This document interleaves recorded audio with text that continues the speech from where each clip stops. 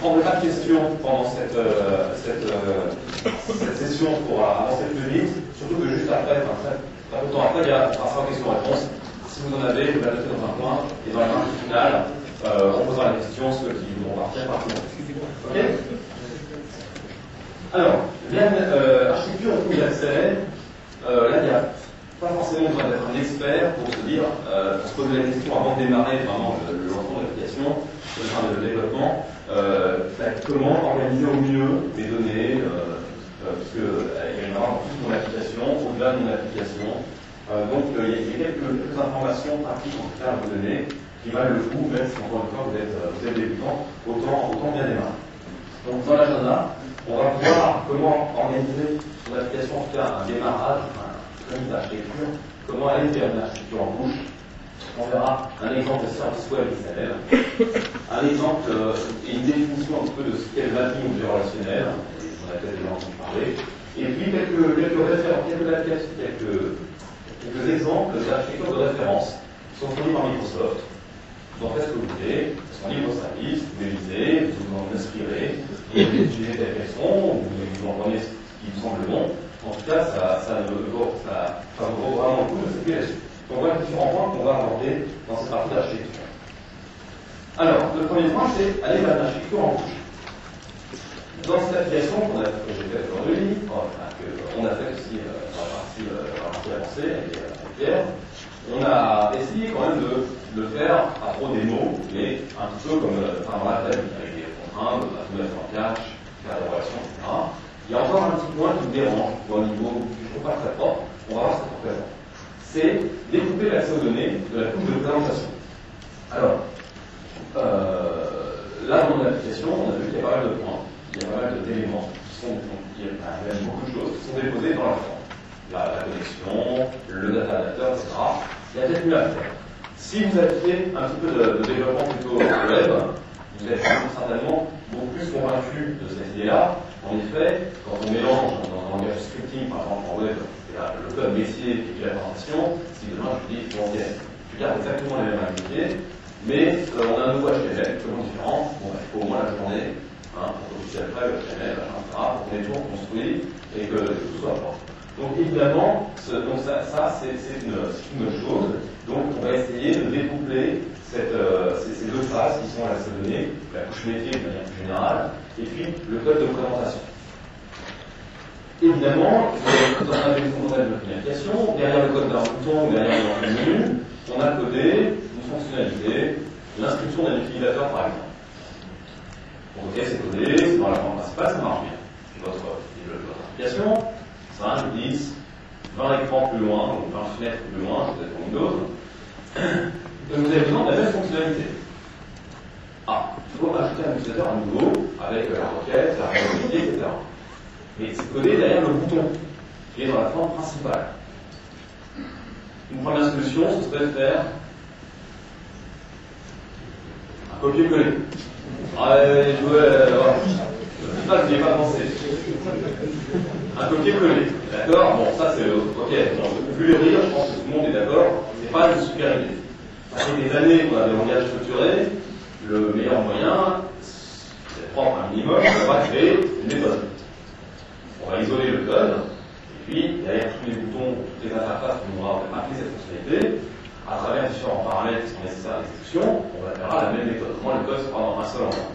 Puis après, je peux pousser le bouton un petit peu plus loin, je peux me dire, mon application est finie, et puis on me dit, ok, maintenant tu fais une application batch qui, la nuit, de 1h du matin à 2h du matin, va faire un certain nombre de traitements qui sont toujours en lien avec cette base de données. Et puis je vais retourner à nouveau sur cette fonctionnalité. Ah, ben oui, j'ai déjà codé, elle est où? Ah, elle est dans la méthode de l'application Windows, machin, etc. Mince. Bon, ben, pour aller un petit peu plus loin, ce qu'on peut faire, c'est isoler cette méthode dans une librairie. D'accord? Physiquement, dans une DLL, en .NET, qui sera différente, et donc on pourra la mettre en partage, la réaliser, et là, ce sera vraiment le cas. Ce qui nous permettra dans cette démo de vous montrer comment on ajoute une librairie. Et puis faire un petit point sur le web design, parce que, évidemment, par programmation, on peut découper tout très facilement, etc. Mais souvent, du coup, on perd le design. La fonctionnalité de pouvoir poser un data adapter, la configuration, un dataset. On va essayer quand même de garder ces éléments qui nous apportent pas mal de possibilités. avec des mots, pas de mots. Voilà. Voilà, je prends un peu l'image parce que la session avancée laisse toujours pas mal de. Voilà. Voilà.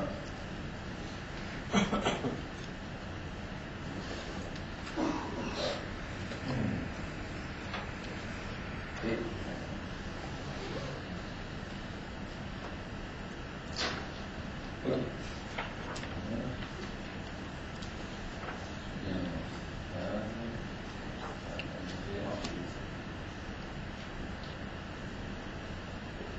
je reprends notre application préférée. Et puis, voilà.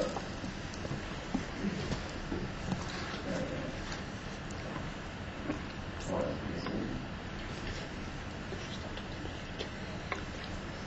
Bon, voilà. Ici, donc, j'ouvre ma formulaire. Et donc, quels sont les points que j'aimerais vous donner? Donc, je l'ai dit tout à l'heure. La connexion, oui, en effet, elle n'a rien à faire dans la forme. Les adaptateurs symbolisent des requêtes, etc. Pour moi, ils n'ont rien à faire dans la forme. Donc, je vais essayer de les isoler. Alors, ici, j'ai déjà créé, parce que j'ai dit quelques lignes derrière encore, j'ai déjà créé une librairie. C'est très simple à créer. Vous allez sur la solution, différent. Vous faites ajouter un nouveau projet. Et ici, après le choix du langage, vous choisissez le type de projet, et eux, pour une application Windows, une application web, et une bibliothèque de classe. Vous créez la bibliothèque, et vous pouvez valider, et voilà, on y est. La bibliothèque, elle est ici. C'est exactement comme une application Windows, un conteneur de code, l'extension sera un exécutable, c'est un DLL, vous pouvez y mettre tout ce que vous voulez, il n'y aura pas d'entrée, il n'y aura pas d'exécuter, de manière autonome. À l'intérieur de ce DLL, je vais essayer, je vais ajouter un nouvel élément, et je vais ajouter une classe pour isoler ma fonctionnalité. Au lieu d'ajouter une classe simple, je vais montrer les intérêts, je vais ajouter un composant. Je vais l'appeler DanceWin, pour ajouter l'accès à la base de données. DanceWin, un composant, la seule différence avec une classe, enfin, en tout cas, moi, ce qui m'intéresse, c'est que je vais pouvoir avoir ici un designer. D'accord? Le designer, enfin, me permet de déposer des éléments de conception. C'est exactement la partie que j'ai ici. Bien sûr, il y a une présentation, parce que c'est quasiment une classe. Et ça va m'aider à faire ce genre de choses. Ces éléments dont je ne veux plus, ainsi que leur configuration, je vais pouvoir les copier et les coller. D'accord? Là, c'est une solution après coup, hein, pour quelqu'un qui dirait, tiens, là, on va l'idée, évidemment, si on fait au début, c'est mieux. Ici, donc, je dépose ma connexion, je dépose mon customer, et encore une fois, c'est comme une classe tout simple, sauf que j'ai un ancêtre. D'accord? Et ici, après, moi, j'ai plus qu'à coder un petit peu tout ce que je veux. Et je suis quand même relativement content d'avoir le designer, parce que ça m'a permis de me passer de la déclaration, de l'aide, il y avait quand même 2-3, et puis de toute leur initialisation. Quand même, quelques lignes, que je suis content d'avoir. De plus, ici, j'ai toujours accès, correctement, à mes différents wizards, à la vue des propriétés directement ici dans le code. Donc là aussi, je suis content d'avoir conservé cette partie. Et puis donc ici, je vais créer la fameuse méthode, là, qui a fait accorder une méthode. Donc public, void, chargé, client. Alors, je vais isoler sur le chargement du client. Et ici, je vais lui fournir un dataset. Alors, le dataset, il est où? Le dataset, il est déposé ici. Il est déposé ici. Il y a une instance de déposé ici. Le type, il est où? Il est ici. Il est défini par ce fichier XSV. Ce fichier XSV, pour moi, la définition, elle fait partie du métier. Hein. D'accord? Donc, je vais la déplacer. L'explorateur solution ici, c'est comme l'explorateur de fichiers. Vous allez glisser des fichiers, appuyer sur contrôle pour faire une copie. Vous pouvez rapidement réorganiser un petit peu votre code à quelques renomages près de namespace. Donc ici, j'ai mon designer, j'ai mon fichier XSV, juste un Keroso, on relance le générateur. Voilà. Donc là, le code a été généré pour la librairie DanceWin. Donc maintenant, j'aimerais que ce dataset il soit défini, il soit déposé bien, il soit déposé ici, mais qu'il soit défini uniquement dans l'InDanceWin. Pour des raisons ici dans cette démonstration d'organisation organisation, et puis j'ai pas mal de code en tout cas qui est rattaché à différents éléments qui sont dans l'élément, j'ai préféré faire une recopie. D'accord?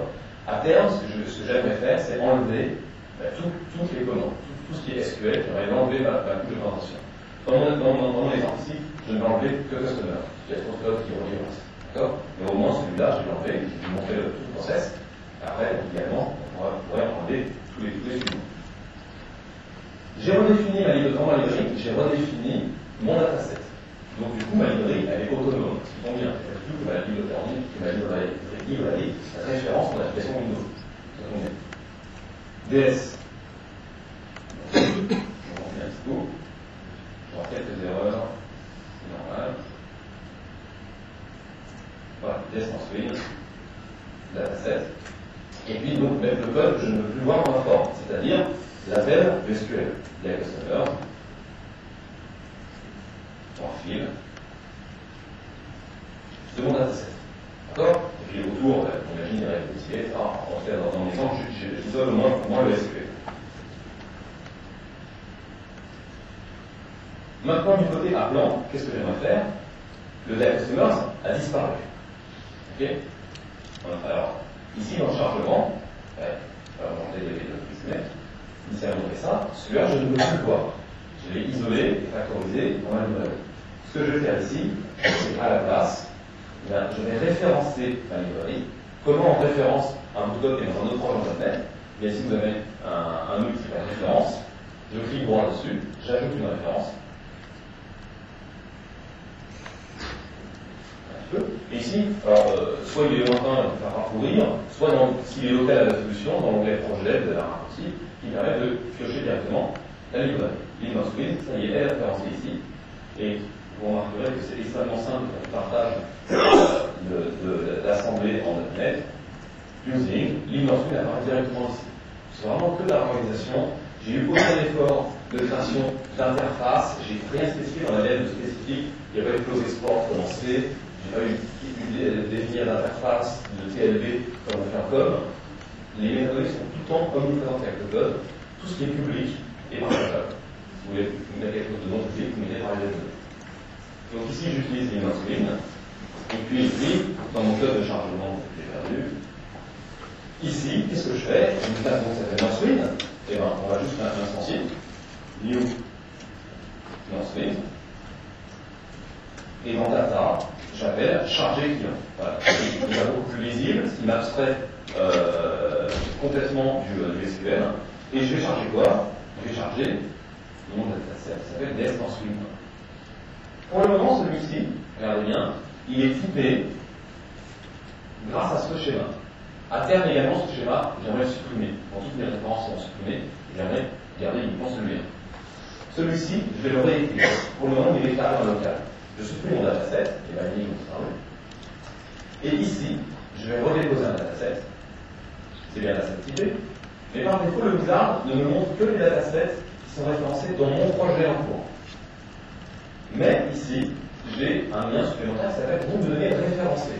C'est-à-dire qu'il va, quand je clique ici, il va aller rechercher des datasets qui sont éventuellement définis dans d'autres librairies. Ça tombe bien. Dans le Linux Mint, j'ai le fameux dataset que j'ai factorisé, qui à terme sera unique. C'est bien celui-là que j'ai défini. Et là, j'ai à nouveau mon dataset qui est déposé en design et qui est typé dans une autre librairie. D'accord? Du coup, si j'ai plusieurs applications qui utilisent cette librairie, si j'ai un changement à faire, je peux faire un seul endroit. Ok? Du coup, alors j'ai appelé la ligne, je vais la brancher rapidement. Data source. Voilà. J'ai des commandes. Data source. Customer. Et les lignes de copie.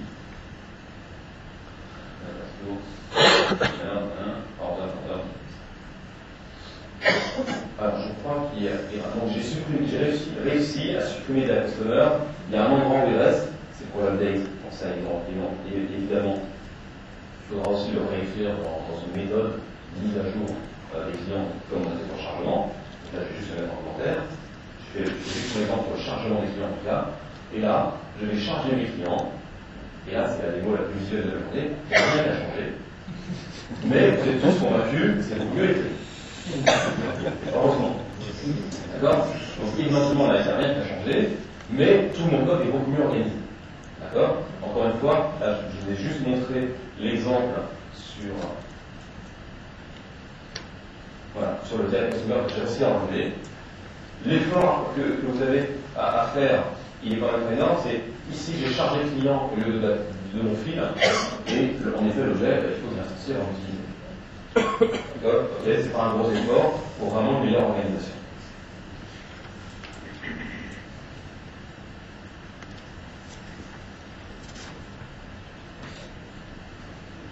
Les services web XML. Est-ce que là, tu connais les services web XML déjà? Oui, pas beaucoup de gens, quand même. Bon, je suis obligé de la faire. Bien, tu ne connais pas les services web XML? C'est tout? Question, pourquoi lever la main? Là, il y a des trucs bizarres quand même en fait. Bon, allez, on va faire les services web XML convenablement. Donc les services web XML, je sais faire une définition rapide. Il y a plusieurs mots, il y en a 3. Un service. Un service, ça sous-entend déjà beaucoup de choses. Là, j'ai isolé ma fonctionnalité dans une DLL. C'est pas un service. Je l'ai découplé, c'est une vue du développeur. Quand je l'exécute, mon exécutable charge ma DLL, c'est quasiment comme si elle était dans l'exécutable. J'ai qu'un seul programme qui tourne. Quand on parle de service, ça veut dire que le service, il y a une entité qui est en train de tourner dans mon application, qui est hors de mon application. D'accord? La DLL, quand j'ai balancé l'exécutable, elle n'a aucune notion, elle n'existe pas. Le service, j'ai pas lancé mon application, il est déjà en train de tourner. C'est comme le serveur SQL, c'est un service. Mon application ne tourne pas, il tourne déjà. Donc ça se voit qu'il y a deux programmes. Je vais isoler une fonctionnalité, donc je vais prendre la même charge client, et je vais l'isoler dans un autre service qui va me le fournir. Et puis depuis mon application principale, client, je vais essayer de m'y connecter. Quand on dit deux programmes qui tournent et qui communiquent, ça sous-entend qu'il y a plusieurs choses. Un, il y a la communication. Ça sous-entend qu'il y a un canal de communication. Ok?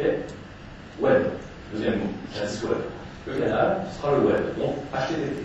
On va utiliser le même canal de communication qu'on utilise quand on a un navigateur, qu'on a QRN d'un serveur et qu'on échange un flux de données. D'accord? Et on utilise un canal et on utilise un protocole de formatage, on va dire, il faut qu'on parle la même langue. D'accord? Ce protocole, ça va être SOAP.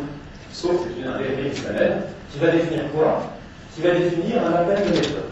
Les services web XML permettent de faire de l'appel de méthode à distance sur le canal HTTP, formalisé et normalisé en XML SOAP. Du coup, comme c'est en texte et que c'est normalisé, si des deux côtés de la communication, on sait qu'on parle de la même chose, on peut très bien imaginer un serveur écrit en Java, un client .NET, une inverse en PHP, et il y aura interopérabilité entre les deux systèmes. Donc le but de SOAP, c'est de définir quoi? C'est de définir l'appel d'une méthode. Il y a quoi dans l'appel d'une méthode? Il y a un nom de méthode, des paramètres qui sont typés, et une valeur de retour. Ben, on imagine définir ça en texte, en XML. Voilà ce qu'est un service web. Donc on va pouvoir appeler à travers le web des méthodes, passer des paramètres et récupérer des valeurs de retour. Okay? En C# on a une certaine syntaxe. En Visual Basic, on a une certaine syntaxe pour appeler des méthodes. En assembleur, on fait call. Et là, on va faire un get. On des posts. On va appeler les méthodes du web. Okay?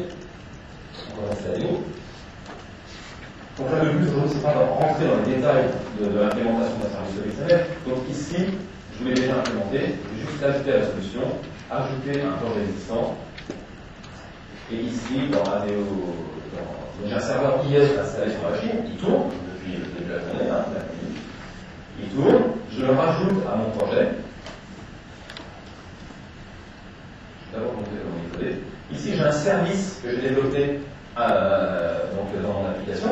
Cette application, sa nature, c'est une application web. Elle peut héberger des pages et elle peut héberger des services. Une page web, on l'appelle avec un syntaxe, on va l'appeler avec la même syntaxe. Et elle nous renvoie quoi? En général, le HTML. Là, elle va nous renvoyer la valeur de retour de la méthode, formatée en SOAP. Ici, j'ai déposé, vous connaissez les requêtes qui vont vers la customer avec la connexion. Et derrière, ici, ce que j'ai implémenté une méthode que j'appelle GetCustomer qui me renvoie un dataset. D'accord? Ça me renvoie un dataset. Alors, comment j'implémente? Je fais un nouveau dataset, j'appelle le fil qu'on commence à connaître aujourd'hui, et puis je renvoie ce dataset. C'est tout. C'est tout presque. J'ai préfixé cette méthode d'un attribut .NET qui s'appelle WebMethod. C'est tout. Tout le framework .NET assurera la création automatique du protocole SOAP aussi bien que les serveurs que les clients. Donc le reste, pour moi, le SOAP est complètement transparent en .NET. Là, j'ai fait ça, je compile, j'ai créé une application web qui héberge un service XML, service web XML. Bien sûr, c'est localhost, c'est sur ma machine. Si je l'appelle ici, depuis un navigateur, alors j'appelle le navigateur, oui, pourquoi?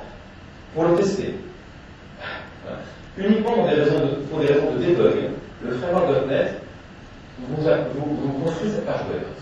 Le but d'un service web XML, c'est pas du web. Mais bon, un navigateur, ça reste un bon client web. D'accord? Donc pour débugger, c'est pratique. Ici, on remarque que j'appelle mon service 1, donc c'est correct. Il a trouvé qu'il y avait une méthode qui est marquée par WebMethod, il me la propose, je clique dessus. Et ici, ben voilà, pour ceux qui connaissent un petit peu le web à la Go, je fais un post, comme le fait un navigateur classique. Là, je cible mon serveur et le chemin associé. Et puis ici, voilà, mon appel de méthode, c'est le suivant. Là, ma méthode est très simple, elle ne prend pas de paramètres et elle renvoie un dataset. Et ce poste-là, il est implémenté derrière un bouton. Donc je peux même le tester. Là, je l'appelle. Et voici ce que je récupère en retour de fonction. Et là, mon fameux dataset avec toutes les données. Je récupère à travers le web et je récupère la fonctionnalité à travers le web. Hein? J'avais bien un return ici d'un dataset. Là, je l'ai pu voir dans le web. Évidemment, un web service, son but, c'est pas d'être appelé par un navigateur. C'est d'être appelé par un autre programme, mais dans le monde de la programmation. Pour faire communiquer les entités. Donc ici, je vais l'appeler où? Dans la librairie. Ce sera un bon exemple d'abstraction du code. Tiens, ici dans la librairie, pour le moment, comment c'est chargé? C'est chargé directement en requête. Dans la librairie ici, sur le de référence, j'ai cliqué droit, et au lieu de faire acheter une référence, je vais acheter une référence web. Ici, bien sûr, l'identification, c'est le chemin de mon serveur, complet, l'URL. Je la saisis. Il me propose de nommer, bon, je prends le calos, il a bien trouvé mon service. J'ajoute ma référence. Et voilà, désormais ici, mon code connaît le chemin d'accès complet à mon service web. Bien sûr, c'est du XML. Il a automatiquement, Visual Studio a généré du code pour moi, comme il a fait pour le dataset, donc sans que je le vois, pour accéder directement en .NET aux différentes fonctionnalités avec un proxy de mon service. En effet, je retrouve directement sous localhost mon service 1 qui a été implémenté sur mon serveur. Peut-être pas un .NET, mais ici, je vais nommer ce service, je vais l'instancier, il y a new localhost de service 1. Et puis dans le service, point, et GetCustomer, je le retrouve. La méthode GetCustomer, la voici. Là, je suis les clients, j'ai appelé une fonctionnalité. Je suis en train de faire le travail qu'a fait le navigateur. Je suis un client HTTP. GetCustomer, c'est pas de paramètre. Je vais faire quoi? Un dataset. D'accord?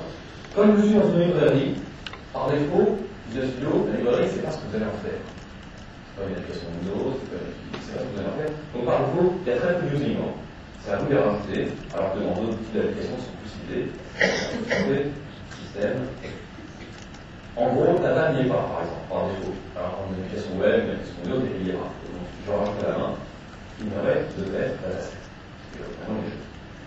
Donc ici, je ne fais plus le remplissage par la requête. J'appelle mon service web, j'appelle une de ces méthodes, qui est GetCustomer, ça renvoie un dataset, et puis vous vous souvenez de la fonctionnalité chargée client, ce que doit faire, elle doit remplir un dataset. On va pas vous donner les données. Bien pour remplir un dataset depuis un dataset, comment je fais? Il y a une méthode qui s'appelle merge que je vais appeler, et je vais remplir donc mon dataset par celui qui vient du web. J'exécute cette application à Go.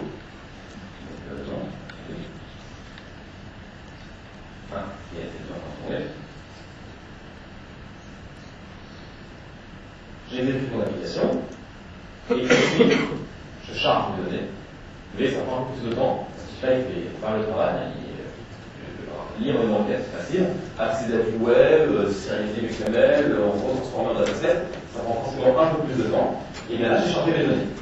Je vous fais juste remarquer une chose, c'est que mon application Windows, je n'ai pas compliqué. D'accord. L'avantage ici d'avoir isolé dans une librairie le chargement des données, c'est que ici, du côté de mon application, le chargement n'a pas changé. Mon chargement, il appelle, lui, une fonctionnalité de chargement différente. Si j'en change sur l'implémentation, tout le monde est notifié sans que j'ai changé les clients. D'accord. Donc voilà pourquoi un bon exemple pour montrer que c'est plus fort. Voilà. Voilà pour le reste de la démonstration, je pense qu'on y va. Je vais remettre la requête qui est quand même plus rapide à exécuter. Point suivant, le mapping objet relationnel. Alors, est-ce qu'il y en a qui ont déjà entendu parler? Si vous n'êtes pas très tôt dans les coins. Oui, je vois quelques mains, une petite dizaine de mains, une dizaine de mains. Voilà. Donc, qu'est-ce que c'est que le mapping opérationnel? Aujourd'hui, je vous présente du code, je vous présente .NET, je vous présente ANEO.NET. Donc, j'ai fait le choix de ne pas vous présenter de produit. Je veux que vous compreniez ce que c'est. Enfin, donc, il y a pas mal de gens qui ne voient pas ce que ça représente. Je vous en ai fait une définition, la plus claire possible, et puis vous montrer un petit exemple de ce que ça pourrait être. Et puis, afin de voir si ça peut vous servir ou pas. Alors, le mapping opérationnel, ça fait quand même partie de l'actualité, on le lit sur les forums, on voit plein de produits, plein de solutions qui sortent. C'est peut-être plus dans 01 informatique, que si on n'en sait pas, on est complètement nul. Et après, on rentre au milieu, on s'arrête un peu de temps, sur un peu d'informatique. Et puis donc, voilà, j'ai un peu déjà essayé de redéfinir. L'idée la suivante, c'est d'offrir une correspondance entre les données stockées en base et les classes persistantes d'un modèle objet. Alors, ça pose quelques problèmes, c'est qu'il y a des différences de conception. D'accord. Quand on part sur une application, on pose un dilemme de conception. Partir sur la conception d'un base de données, j'ai déjà mis dans le brique, c'est pas une mauvaise idée. Et il y a des gens qui préfèrent partir sur la conception objet et réfléchir à la persistance plus tard. Le problème, c'est que pour un même problème donné, on va avoir quelques différences. Les entités ne sont pas forcément les mêmes. Parfois, en base de données, on a une table unique qui va identifier aussi bien, par exemple, les prospects que ceux qui sont devenus clients. On aura juste un type, c'est-à-dire 0 c'est prospect, 1 c'est client. Puis en objet, on aura deux classes. Les prospects et les clients, on aura des héritages entre les deux. Donc, les entités ne sont pas les mêmes. D'accord. Donc, ce qui en dérive naturellement, que les relations ne sont pas forcément les mêmes, les relations par exemple à part, et que les cardinalités, là c'est bien compliqué, ne sont pas les mêmes non plus.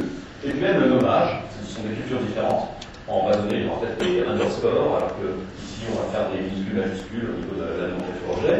Donc pas mal de choses qui font que les deux modèles, même s'ils sont proches, ne collent pas. D'accord.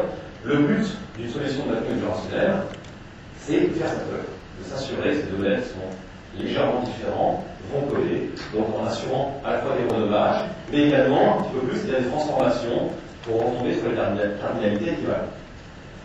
Donc le pur mapping opérationnel ne requiert idéalement aucun prérequis ni côté objet, ni côté base de données. D'accord. Ça veut dire que je démarre un nouveau projet, je prends un bonhomme, je dis toi tu me fais la conception de la base, je t'en prends un deuxième, je dis toi tu me fais la conception d'objet. Surtout, vous ne parlez pas. D'accord. Et puis quand vous aurez tout fini dans votre point, on essaiera, on a un super outil mapping, et on essaiera ça colle. Bon, ça va être un peu tordu pour ça. Mais en tout cas, un outil de mapping est censé faire ce genre de travail. Dans la vie un peu plus réelle,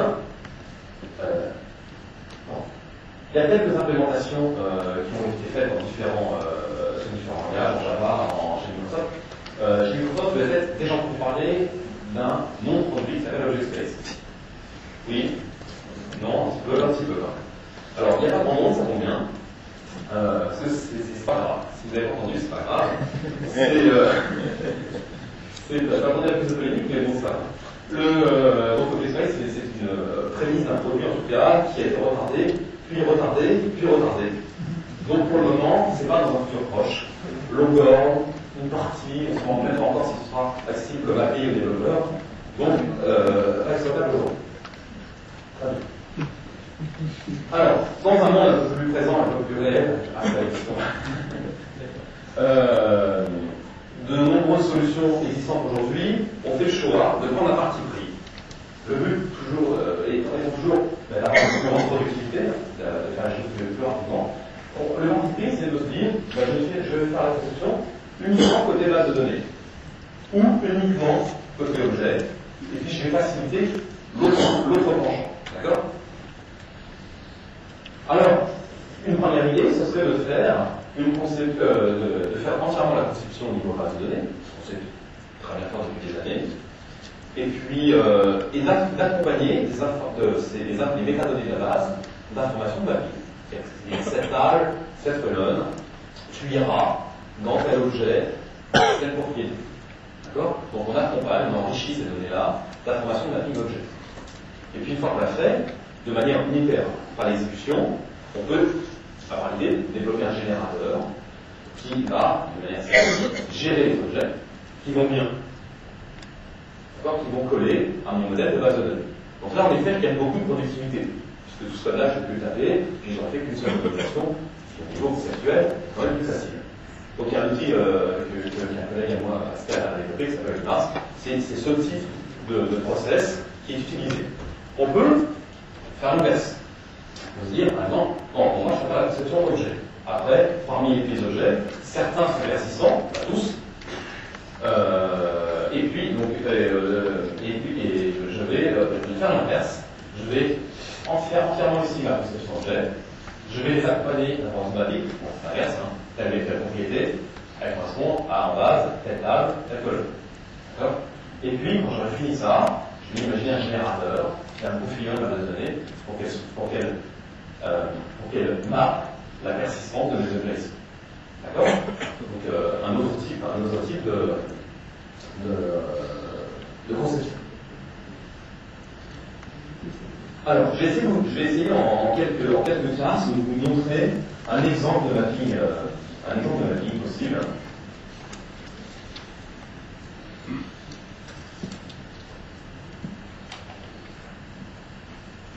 Alors, voyez, dans ma librairie, là encore, j'ai quelques petits cas à peu près. On va envoyer doucement. Ici, j'ai quelques fichiers qui sont cachés que je vais inclure dans mon projet. J'ai une classe client. Ok? Client.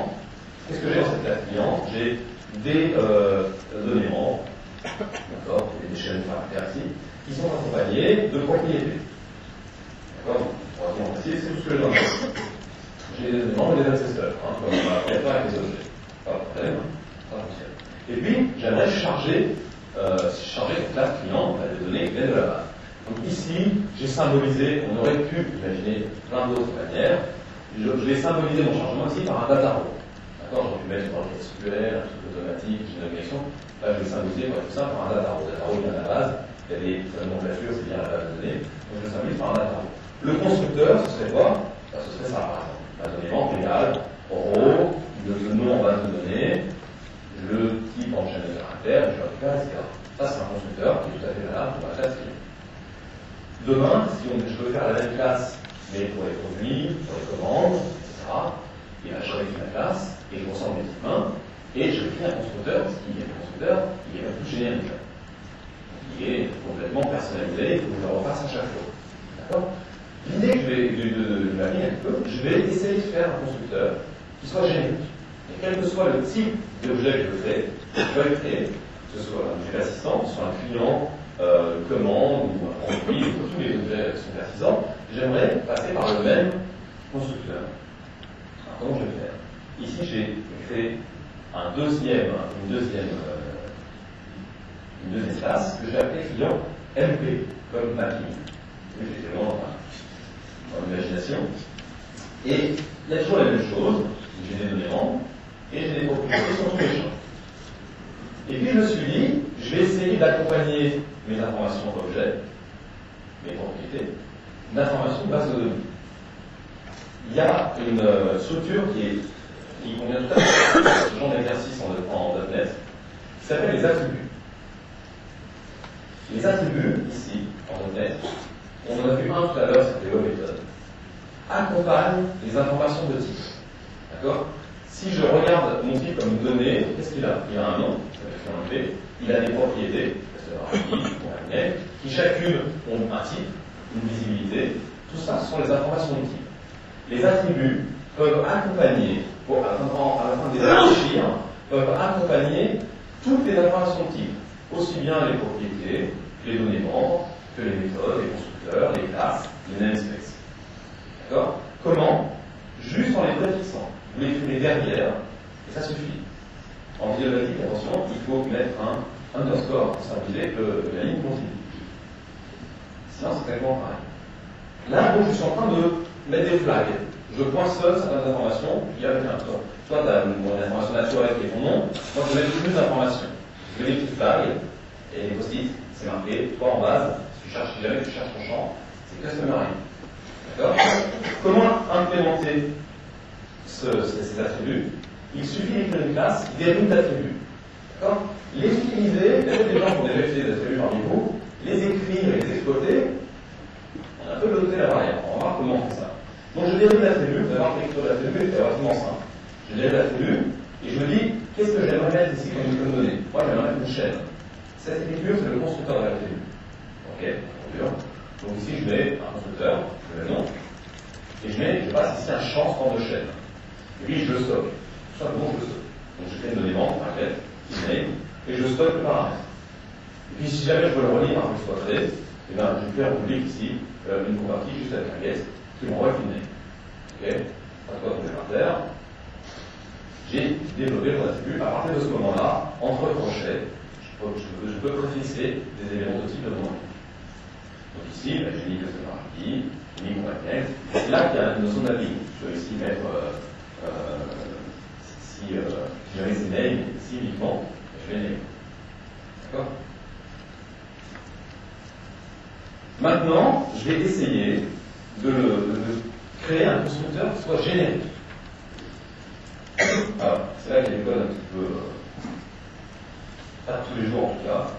Je peux dire qu'il est compliqué parce qu'il n'est pas si compliqué, mais c'est des codes qu'on ne fait pas tous les jours. Il y a quelques lignes plus ou moins barbares, mais il n'y en a pas beaucoup. Tout vient dans l'écran. Tout vient dans l'écran, on va aller voir le pas. Je crée une méthode createObject. Il me semble bien pour créer un objet de manière générique. De manière générique. Donc aussi bien des clients que des produits, que des commandes. Donc je vais lui passer en paramètre le type d'objet que je veux créer. Je passe en valeur le type d'objet que je veux créer. Et puis je lui passe, comme mon constructeur de tout à l'heure, mon accord. D'accord? Et je vais lui faire envoyer quoi? Un objet. Comme il est générique, je ne vais pas lui faire envoyer client en dur, sinon il ne va pas envoyer des clients. Je vais faire envoyer objet. Alors ça commence bien. Activateur pour un classe d'instance. Excusez-moi, Joseph. Activateur pour un classe d'instance, c'est pas méchant, ça fait un new. C'est tout. D'accord? Si ici le paramètre classique que vous passez, si vous passez le type client, cette ligne-là fait un new client. C'est tout. Si ça vaut product, cette ligne, un new product. C'est bon, j'ai créé mon objet déjà de manière générique. Je le stocke dans. Le reste est ici. Depuis, toujours avec mon type, j'avais une note qui s'appelle get properties. On va finir lisible. Ça fait quoi? Ça me renvoie la liste des propriétés d'un mon type. Si mon type ici est au client, get properties, ça m'envoie customer ID, contact name, tout ce que j'ai défini dans mon langage ici. D'accord? Et comme il y en a plusieurs, ça m'envoie un tableau. Get properties, ça m'envoie un tableau d'informations sur mes propriétés. Ce tableau, je le parcours dans un for each. Pour chacune des propriétés, donc là je suis en train de balayer une par une cette propriété, puis celle-là, etc. Pour chacune de ces propriétés, regardez, je vais retrouver le nom. Pour trouver également,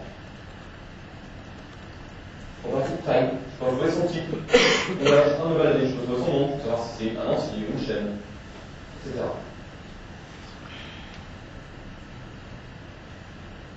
Toujours relativement silencieux pour cette question. Et une fois que je suis sur cette propriété, qu'est-ce que je fais? Qu'est-ce qu'il me reste à faire? C'est rechercher, moi c'est ça, c'est pas valeur que je cherche.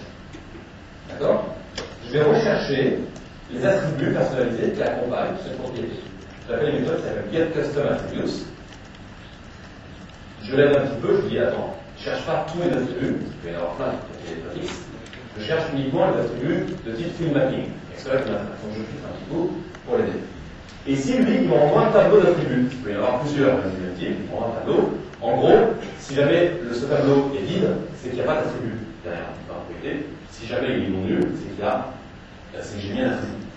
D'accord? Donc ce if, il me permet de tester s'il n'y a rien ou s'il y a quelque chose. Une fois que si je le récupère, je sais que c'est un field mapping attribute. Donc l'attribut que je récupère ici, c'est le S0, je le transmets. Et je récupère field name. Ça y est, j'ai réussi à récupérer le nom du champ. J'ai réussi depuis le nom du type, client IP, à parcourir une par une des propriétés, à regarder si elles étaient préfixées par l'attribut, une fois que j'ai posé l'attribut, à récupérer la valeur qui est ici. D'accord? J'y suis presque.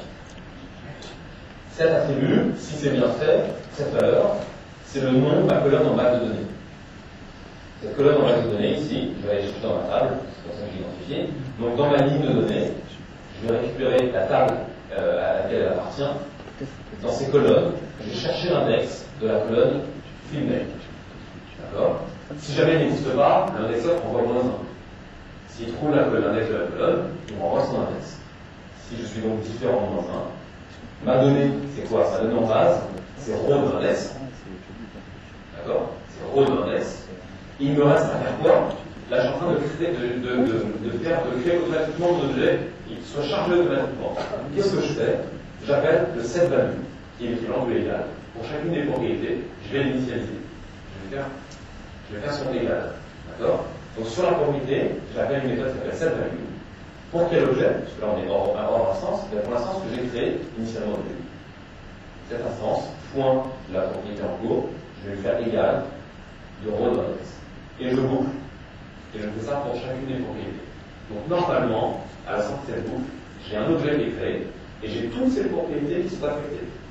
Donc j'ai réussi à faire de manière générique le new de cet élément et toutes ces affectations sont faites. De manière générale. Alors, on va avancer à visuel. Ça va faire pas mal. Dans mon application ici principale, je vais rajouter ici charger objet sur place dans l'application. Je vais oublier une fois parce que c'est mon PDL.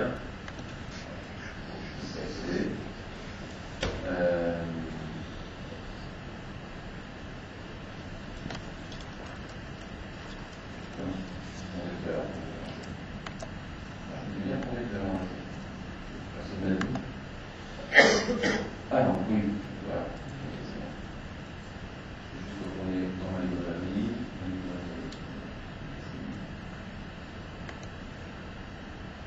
C'est ici que je vais le remettre. Voilà. J'ai redéconnecté le service, je suis passé en changement. Je vais le remettre directement. Voilà, je vais l'application. Tire ton merge. Enlève ton merge. Change de numéro, oui. Ça c'est parti. Également. Ouais.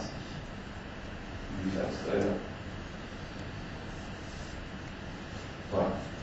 Donc je retourne dans la formulaire, je suis en train d'implémenter. Ici, je suis dans une nouvelle méthode. Voilà. Et ici, je vais utiliser MP Class Factory. Donc c'est mon conteneur, c'est de sa classe que je crée. Et je vais créer automatiquement mon objet client. Enfin, pas client, mais client MP, celui qui contient les informations de la ligne. Donc il me demande quel est l'objet de ma ligne que je veux créer. Donc je passe le type, client MP. Quelle est mes données? Donc là, comme constructeur, comme si j'avais appelé le client. Donc là, j'appelle ds.screen.customers. À la ligne, je donne la ligne 0 pour tester en tout cas. Et ça me renvoie quoi? Ça me renvoie un client MP. Client égal. Comme c'est générique, ça me renvoie un objet. Il faut que je dise, je casse mon élément. Voilà. En une ligne, j'ai fait de manière générique le new de mon objet. et son constructeur, j'ai chargé toutes les données. On va vérifier. Client.company name, message box.show de cette valeur, et on va exécuter. Donc je charge mes données, et normalement ici, quand je charge l'objet, je vais créer automatiquement l'objet. C'est bien la valeur que je retrouve ici. D'accord. Donc j'ai jamais fait de compagnie name égale, mais un générique, j'ai fait cette valeur. Je vais le rendre un petit peu plus visuel. Toujours dans ma classe factory ici, là c'est vraiment du code simple, j'ai fait un create collection. J'ai l'équivalent pour une liste de data rows. D'accord. Je lui donne quoi? Je lui donne toujours le type attendu, et cette fois je lui donne une table entière. D'accord. Et pour cette table, je vais créer une liste de .NET. Je vais parcourir l'ensemble des lignes de la table. Et pour chacune des lignes, je vais appeler mon CreateObject de manière unitaire que je viens d'implémenter. Donc j'appelle le CreateObject autant de fois qu'il y a data row, je lui file la row courante, toujours pour le type attendu, et cet objet fraîchement créé, je l'ajoute dans une liste. Et je renvoie ma liste. D'accord. J'ai juste bouclé, j'ai juste appelé le CreateObject en cascade. Ici, ce que je vais faire, c'est que je vais appeler cette méthode client np point create collection, toujours le type attendu, type of le client np, et cette fois, je vais lui passer ds.swim 1.customer, je lui donne la table entière. D'accord. Donc je lui donne une table entière, un type, et en retour, il me renvoie quoi? Il me renvoie une liste, une collection d'objets. Client égale. D'accord. Je ne sais pas si vous vous souvenez, quand je vous ai parlé de data binding tout à l'heure, je vous ai dit que le data binding fonctionnait avec n'importe quelle source de données. On a pris les datasets aujourd'hui, la source de données.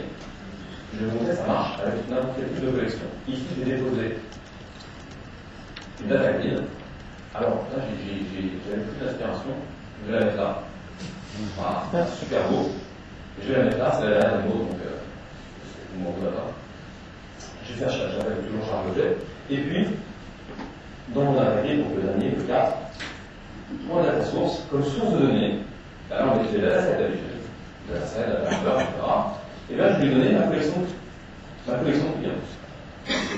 Donc c'est plus du tout un dataset, c'est une collection d'objets. J'exécute.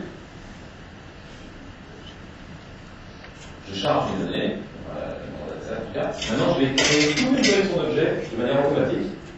Je engage les box.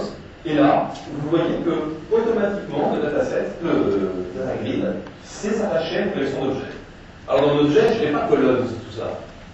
J'ai des objets. C'est-à-dire toutes les propriétés de mes objets deviennent des colonnes. Pour la grille, on les affiche comme ça. Toutes les propriétés qui sont publiques deviennent des colonnes. Et si vous vous souvenez, dans le select, je vais avoir les 3 colonnes. Les 3 colonnes, et toutes les propriétés sont automatiquement ici instantiées. D'accord. Je me trouve avec une collection d'objets qui a été chargée automatiquement. D'accord. Et demain, je rajoute un autre, un product. J'ai juste à changer la ligne. Et tout le reste marche. Je vais pas la récupérer.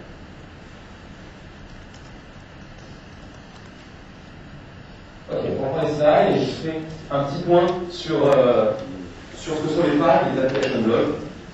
Toujours dans le souci d'organiser son code et d'avoir une vue un petit peu plus architecturale. Sur le site de Microsoft, on vous fournit pas mal d'informations qui s'appellent des tags. Ce sont des guides de prescription d'architecture qui sont très utiles. Le site principal, sur le site netsm.microsoft.com, aux US, /pattern, ça c'est le chemin principal d'accès. Vous pouvez télécharger toutes sortes de tags, il y en a plein qui sont écrits. Donc ce sont des contenus, ce sont des descriptifs, donc ce sera au PDF il me semble. Et vous les chargez, il y en a qui font 20 pages, il y en a qui font 200. Ce sont des guides qui sont des best practices de factorisation de l'expérience et qui font que vous allez pouvoir, on a pas mal de sujets sur lesquels sont relativement récurrents, vous pouvez dire, bon, il y a peut-être un guide là-dessus avant que je me lance dans la réflexion complète. Vous pouvez vous inspirer, voir en tout cas ce qui a été publié. Certains sont accompagnés d'implémentation de référence. On appelle ça des application blocks.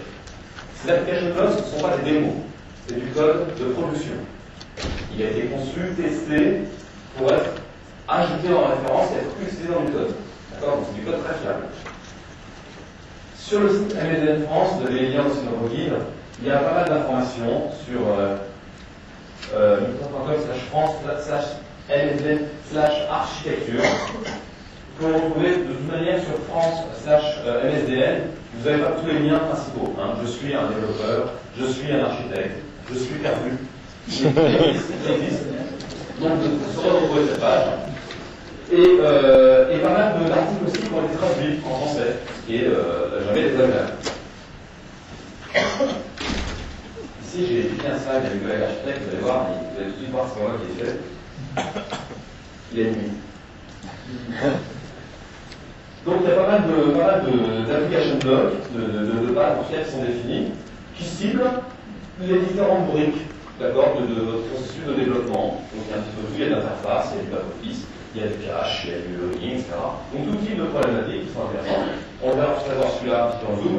Il y en a un qui s'appelle Access Application Block, qui vous aide à accéder aux données. Il y en a qui gèrent les exceptions. Donc, les exceptions, tout le monde fait un traquage. Bon, maintenant, si je veux, bon, je vais installer des process. Comment je fais? Est-ce que vous me mettez des numéros d'exception, des messages, comment je les fais transmettre par un service, de ce genre de problématiques. Tout ça est expliqué dans un file. Le logging, quelque chose de tout bête. Hein, je peux loguer l'information. C'est rien de plus simple. Hein. On ouvre un GText, on fait open, et on fait appel de texte, ça marche. 3 semaines après, ça fait 500 mégas. On se dit, oula, comment je fais? Il faut que je gère un tableau de liens circulaires pour tracer la potentielle, etc. Ou alors j'ai fait dans la base de registre. J'ai des performances qui ne sont pas assez. Qui ne conviennent pas. Donc, voilà, typiquement, vous avez un best practice qui va traiter de cette problématique, même si elle vous paraît pas très compliquée. C'est toujours bien de voir ce genre de choses. La gestion de la configuration, aujourd'hui, on se garde tout en .NET dans un fichier de configuration, un fichier texte, soit en web ou en Windows. Comment bien l'organiser, comment le gérer à l'extérieur du web config, dans un autre fichier de configuration, comment le rendre extensible, comment crypter les données sur l'intérieur, d'accord, une chaîne de connexion, ou d'autres types de données, et vous avez tout un travail là-dessus. Comment industrialiser la navigation dans une application. Dans du web, on voit un peu à quoi ça ressemble, parce qu'on est habitué à voir une vision d'une page, puis les flèches vers les pages vers lesquelles je peux sauter, depuis lesquelles je peux arriver. Une idée un petit peu originale, c'est d'externaliser la navigation de l'application. Moi aujourd'hui, je ne le fais pas. Quand de la page principale, je vais voir des détails, je vais en dur. Si j'externalisais ça dans une fichier de configuration, ou ce genre de choses. Le Builder Application Block, alors celui-là devient un peu plus complexe, en tout cas un petit peu plus impliquant au niveau de l'architecture. C'est comment bénéficier quasiment des fonctionnalités de Windows Update dans votre application. Pouvoir mettre à jour par téléchargement des bouts de code de votre application. Vous avez un pack qui vous est fourni sur cette problématique. Comment gérer les tâches, il y en a vraiment pas mal, et bien d'autres, il y en a un sur lequel j'ai zoomé encore une fois ici. Alors, j'ai pris un très simple, un très compliqué. Le très simple, c'est le Datasets Application Block. Je ne vais pas rentrer dans les détails sur ces éléments, c'est surtout beaucoup de messages que je tenais à vous faire passer. Dans ce pack-là, il est très pratique, il n'est pas très impliquant au niveau de l'architecture, c'est plus une boîte à outils. En gros, ça vous fournit plein de méthodes statiques qui, en une seule ligne, fait ce que vous faites habituellement en 5, 6, 7 lignes. D'accord? Donc, par exemple, je vais avoir un execute reader qui prend directement la chaîne de connexion et la requête. Donc je vois ni l'objet connexion, ni l'objet commande, et ça renvoie à l'intérieur toute la ligne. D'accord? Donc ce genre de raccourcis, qui ne sont pas négligeables, qui sont agréables à utiliser, et qui sont fournis dans une grosse boîte à outils ici sur l'accès à données. L'Offline Application Block, beaucoup plus compliqué, qui vient d'une problématique qui est très intéressante, c'est, on en a déjà plus ou moins parlé, je suis aujourd'hui mon application à la tourne avec SQL Server, il faut que SQL Server soit visible au réseau pour moi, pour que je puisse y accéder. Et puis, de plus en plus, je travaille avec mon montage commercial, je débranche le réseau, je pars en mission 3 jours, et mon application, la qualité tout de suite, elle ne marche pas. Enfin, d'accord? Donc, comment gérer le mode offline? Le mode donc ce pareil, si vous l'utilisez, donc il faut un petit peu changer les méthodes d'appel de procédure, il va automatiquement gérer le cache. D'accord? Donc il est entièrement configurable. Le fichier de configuration, si vous n'avez pas vu la doc, c'est pas la peine de l'ouvrir, vous n'avez rien comprendre. Il est entièrement configurable, autant au niveau des sources que des cibles, que du provider de persistance. Si on peut choisir d'avoir un cache en mémoire, donc pour quelqu'un qui se trouve online de manière pas forcément très longue. Donc, par exemple, aujourd'hui, il y a pas mal d'applications de gestion de stock, des gens qui font des inventaires dans les grandes surfaces, dans des choses, où ils perdent le réseau. Ils sont en Wi-Fi, leur application tourne, elle est connectée, puis il y a des réunions qui captent pas, ce genre de choses, dans les grands entrepôts, et boum. Donc là, une persistance mémoire, mon cache suffit. On va aller plus loin, quand je récupère la connexion, elle est détectée, et mon cache est purgé et renvoyé. Donc ça permet de faire vraiment de la synchrone au niveau de l'envoi de mes exécutions. À la place, on peut choisir par distance base de données. Si là, au contraire, c'est le cas du matin qui lui par 3 jours. Et lui, pendant 3 jours, il peut lancer son application, la fermer, la relancer, la fermer, il va pouvoir travailler avec. Dans ce cas-là, pareil, vous allez intercepter tous les appels, vous allez les faire persister en base de données, et là, le modèle est intéressant parce que au moment où vous récupérez le réseau à nouveau, où la cible est identifiée, vous ne lancez rien de particulier. Le cache se purge automatiquement. D'accord? Il y a même des applis de détection de connexion et déconnexion. C'est-à-dire que quand je déconnecte mon câble réseau, automatiquement je passe dans un autre cache. Je ne change rien dans mon programme. Le programme est en train de tourner. Quand je continue à insérer des demandes, elles vont en cache.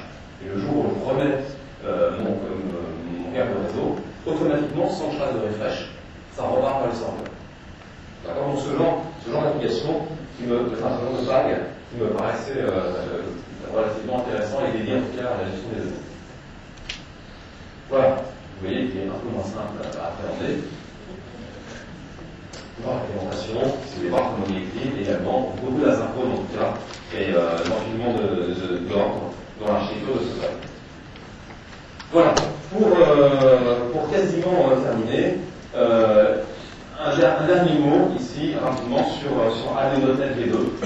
Donc AD.NET V2, c'est quoi? C'est la suite, c'est l'évolution de AD.NET dans la version 2 du framework. La version 2 du framework donc, qui sort cette année, couplée avec Visual Studio 2005 et SQL Server 2005. Donc quelques nouveautés, un socle d'indépendance des bases de données. Aujourd'hui, le code qu'on a écrit, on a toujours codifié par SQL command, SQL connexion, etc. Donc notre code est devenu dépendant de la base de données. D'accord? Vous avez déjà la possibilité aujourd'hui, grâce à cette interface, de rendre votre code beaucoup moins dépendant. Avec le V2, vous aurez des composants réellement qui seront indépendants du driver. Au niveau du code .NET, si dans le command texte, vous avez une requête SQL qui utilise l'instruction qui sont propres à Oracle, qui propre à SQL Server, et évidemment la globalité de votre application devient codépendante du moteur que vous utilisez. D'accord? En tout cas, au niveau objet, ça va être un socle indépendant de données. Il y a une appli, des fonctionnalités de traces qui sont implémentées directement dans le framework. Tout à l'heure, on vous l'a montré, avec le configurateur SQL, on pouvait intercepter tout ce qui transitait par la base. On l'a intercepté de manière idéale et au niveau du serveur. On est sûr de tout avoir. Tous les moteurs n'offrent pas ce genre de fonctionnalité. Notamment, c'est pas un serveur de base de données. Vous avez un moteur local comme Access ou d'autres moteurs. Vous n'avez pas de serveur qui tourne, donc pas de service de ce genre. Et bien là, ce qu'on vous propose à .NET V2, c'est voir côté client, dans le framework, intercepter toutes les requêtes qui partent de la base de données. Donc, ce qui est extrêmement pratique, c'est vraiment indépendant du moteur de base de données. Si c'est le .NET, ça marche. D'accord? Donc, tout ce qui part de la brique de .NET, vous pouvez l'intercepter, monitorer ce qui est en train de passer. Un accès par code au flux de connexion ne sont pas avancés. Aujourd'hui, le flux de connexion, tel que vous l'avez vu, il est configurable dans la chaîne de connexion. Il y a Maxpool, etc. Il y a des timelabos qu'on peut configurer. Aujourd'hui, c'est de manière statique dans le sheet comptable, dans la connection string. Là, vous pouvez faire par code. Maintenant, plus avancé. Un point qui est très important, les commandes asynchrones. Vous allez pouvoir lancer une commande SQL. Il y en a qui durent 20 secondes, il y en a qui durent 40 secondes, il y en a qui durent 1 minute. Elles sont pas mal écrites, elles sont vendues. D'accord? Il y a des select invoqués, des unions, ce genre de choses. Donc elles sont simplement longues. Et puis donc au niveau de l'interface, pendant ces 40 secondes, c'est quelque chose qui bouge. D'accord? Peut-être plus, si alors, j'en mets une porte dessus, l'autre ça fait grave. dessin, etc. Et c'est pas très agréable, en tout cas, pour l'utilisateur. Donc, il y a eu un énorme effort de fait, mais un global dans la version du framework, pour rendre ces commandes tout à synchrone. Donc, on lance la requête qui doit faire en seconde, et notre application continue de s'exécuter. Donc, j'ai toute la liberté dans l'application. Je peux même implémenter, offrir à mon utilisateur un bouton annuler. Si j'en ai marre d'attendre, je clique annuler, et j'ai l'annulation de l'envoi de seconde. D'accord? Bugging port, pour ceux qui ont la problématique d'insérer en masse des données dans un batch, par exemple, qui démarre, qui doit absolument démarrer le matin et se finir avant 3 heures, parce qu'après l'application démarre et que le système démarre. Et là, on a une problématique donc, de performance d'insert. Il y a le support d'un bugging port, donc c'est des liens que, quand on est dans un estimé de performance, toutes les optimisations, ça va prendre, c'est gagner 30%, ça vaut le coup. Si je fais 10 000 inserts, le travail que fait le réseau commence à être non négligeable. Il y a 10 000 constructions de RAM, envoi machin, analyse, etc. Les données. Eh bien, sachez qu'on peut donc empiler un certain nombre de requêtes. Donc elles sont qu'elles n'ont pas les retours de la première, bien sûr. Et puis les envoyer en bloc. Par paquet 100, par exemple, à un serveur de la donnée. Un provider de statistiques également, pour voir un petit peu ce qui se passe, au même endroit que la trace pour fournir par le framework, pour faire des statistiques d'essai. Un point qui risque d'être très intéressant pour pas mal de monde, un mode de connexion de SQL Server qui s'appelle AttachDB FileName. Tout à l'heure, on a parlé de la problématique des serveurs de base de données. Un des points négatifs, c'était en effet le déploiement. C'est passé par la phase de backup et de restore, qui est toujours un entrée à cacher qui est volé. Bien, vous aurez un mode d'utilisation en tout cas d'SQL Server où vous pourrez faire un copier-coller directement du fichier de la base de données. D'accord? Ça veut dire que ça devient une base de données locale. Les applications communiquent toujours à travers les mêmes process, les mêmes protocoles qu'habituellement, seulement que le fichier de données, vous pouvez copier. D'accord? Donc, très facile de le décoller. Alors, quelques spécifiques à SQL Server 2005. On vous a parlé également tout à l'heure. À travers une connexion ouverte en ADO.NET, on ne peut ouvrir qu'un seul data request. D'accord, en même temps. Tant qu'il n'est pas fermé, on peut ouvrir un autre à travers une connexion. Cette limitation saute avec SQL Server 2005 et a permis d'être quelques prises en charge des extensions du transact SQL. Vous aurez en effet pour SQL Server 2005 la possibilité de créer des tables XML. Le problème du XML, c'est que ce n'est pas performant. On sait le parcourir dans le flou ou le charger en mémoire, si c'est au milieu, donc c'est pas adapté. Et surtout, c'est pas indexé. Les tables, si on a besoin de se balader rapidement dedans, c'est catastrophique. D'accord? Donc tant que c'est pas très gros comme un tickage de fichier, c'est très très pratique. D'accord? Mais par contre, c'est très fort à arriver. En SQL Server 2005, vous aurez des tables XML. Des tables XML au sens où on ne pas de base de données. Ça vous permettra d'avoir des tables hétérogènes. Vous allez pouvoir créer une table HTML qui contiendra des lignes de différentes natures. Une ligne livre, je commence à détailler, une ligne CD, une ligne DVD, avec des colonnes différentes dans une même table. Bien sûr, pour accéder à ce genre de choses, le transact SQL a été amélioré, en tout cas étendu, pour pouvoir justement requêter sur des sous-nœuds de la table. Quelques fonctionnalités .NET également. Le hosting de .NET Framework. C'est-à-dire quoi? Dans SQL Server 2005, le framework .NET, donc le moteur d'exécution du code .NET, sera hébergé à l'intérieur du serveur. Ça veut dire quoi? C'est-à-dire que vous allez pouvoir lancer Visual Studio 2005, vous allez pouvoir démarrer un projet librairie pour SQL Server 2005, vous allez pouvoir coder du code à l'intérieur, le compiler de manière locale, ça fera un petit DLL, et le déployer. Vous allez choisir un serveur, il va déployer du code .NET dans SQL Server 2005. Il y aura une vue un petit peu file system à l'intérieur de SQL Server. Vous allez pouvoir déployer des assemblées et les exécuter. Pour faire quoi? Déjà des fonctions. Dans les moteurs SQL, aujourd'hui, on peut faire des fonctions logiques de code, mais également des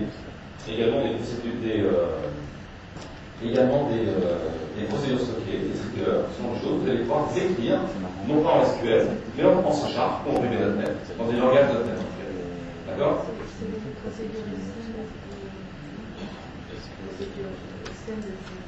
En SQL Server 2005? Ah, non, c'est complètement différent. Non, c'est différent. C'est la procédure stockée elle-même, elle n'est plus du tout écrite dans SQL. C'est pas une extension, c'est une autre nature de procédure stockée. Bon, non, c'est pas la même. La procédure stockée, elle a un contenu, une interface tendue, par des paramètres. Ça, on dit complètement, ça devient du code de tête. D'accord? On l'appellera à travers Transact SQL, donc je dis que Transact SQL est étendue, mais on l'appellera comme une méthode. D'accord? On va faire des paramètres et elle s'exécutera en local. Une bonne nouvelle ici, c'est que c'est extrêmement facile à coder. Si vous connaissez Adobe, enfin, ce qu'on a fait aujourd'hui, vous saurez quasiment utiliser le moteur intégré dans SQL Server 2005, puisqu'il n'y a que l'objet connexion qui change. L'objet connexion, il est fourni par défaut. Quand on déploie du code, c'est la connexion locale. On est dans le serveur, il n'y a plus de communication. Et le reste, c'est le même code qu'on a aujourd'hui. Pour l'objet connexion, on peut créer une commande, la brancher dessus, le data reader, le manager, etc. Donc c'est extrêmement bien fait là-dessus. C'est exactement pareil qu'on a de .NET, mais en interne dans le serveur. Soit les deux, on a SQL amélioré. Quelques points ici, plutôt de BI, donc un peu moins de code, de business intelligence, vous tournez autour du serveur, donc des services associés. Vous avez Notification Services, donc ce sont, vous voulez vous abonner votre code à l'ajout d'une donnée dans une table, avec une certaine si telle donnée supérieure, etc. Être notifié de différentes alertes. Vous allez pouvoir ici vous brancher à un moteur de notification depuis .NET extrêmement facilement pour être branché sur, être alerté de ces modifications.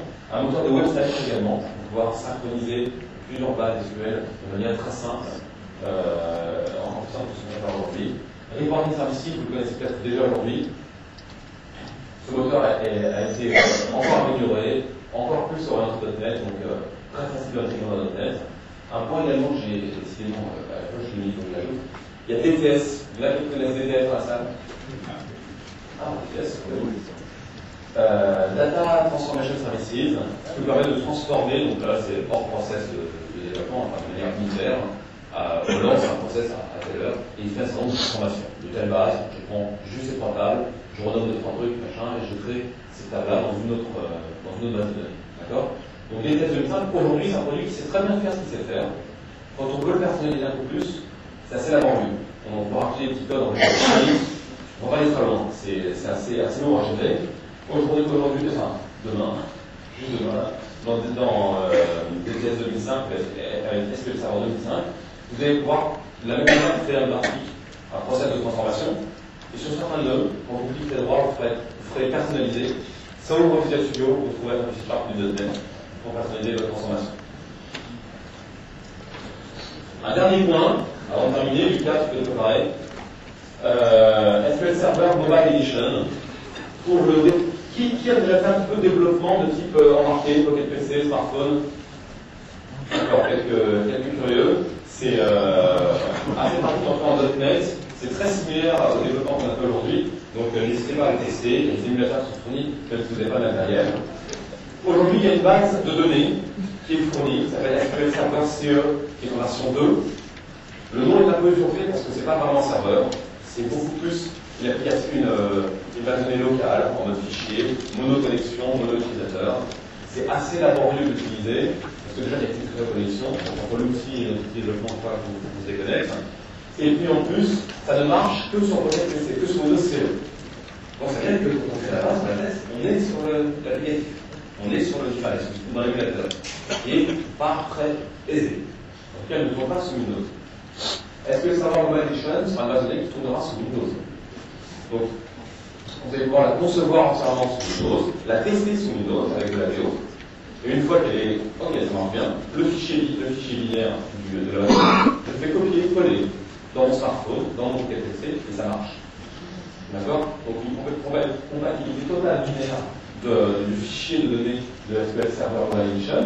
Et en plus, c'est une vraie application, c'est une vraie base de données locale, même côté sur Windows. D'accord? Donc elle va se retrouver peut-être un petit peu en front avec Access ou avec LSDE, ou avec même SQL Server. Le gros avantage surtout, c'est que si vous savez que vous avez un développement qui doit fonctionner très bien, à la fois sur Windows et sur Pocket et sur smartphone, là vous avez le même fichier binaire, qui est pratiquement agréable à utiliser. Ça devient réellement un serveur, vous avez un processeur de relais qui est optimisé, vous avez des plans d'exécution, vous avez des notifications de progression pour retrouver un petit peu tous les éléments avancés et surtout beaucoup plus également de performance que ce qu'on a aujourd'hui dans les serveurs CE2. Et un support également de DTS 2005, donc évidemment avec remarqué la synchronisation est naturelle, donc là énormément de fiabilité et de réactivité avec le moteur couplé à SQL Server 2005.